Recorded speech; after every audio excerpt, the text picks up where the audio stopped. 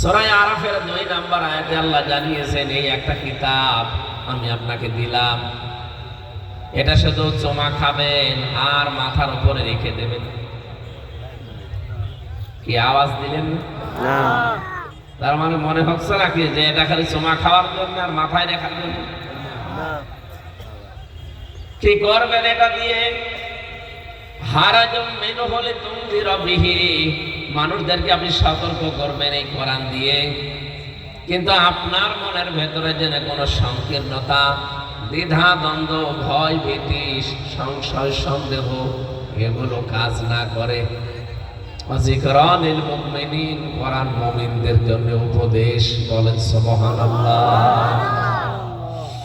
কুমিল্লাবাসী হারাজন শব্দের ব্যাখ্যা আমি এখানে পেয়েছি তাফসীরের ভেতরে 2টা।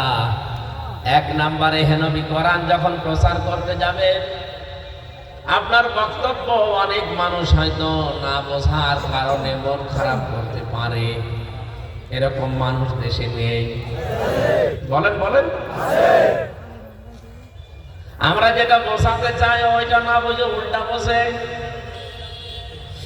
নবীজির হাদিস যেটা পড়লাম, বিশ্বনবী জানিয়েছেন, আন মুআয ইবনে জাবাল রাদিয়াল্লাহু তাআলা আনহু قال قال النبي صلى الله عليه وسلم خذوا العفو ما دام طاعا فإذا صار رشوة في الدين।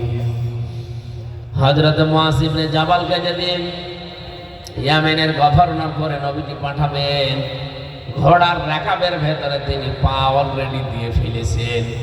এমন সময় নবীজি তাকে বললেন যে কয়েকটা কথা শোনো, হাদিয়া তোফা গ্রহণ করতে পারো যতক্ষণ ওটা হাদিয়া থাকে।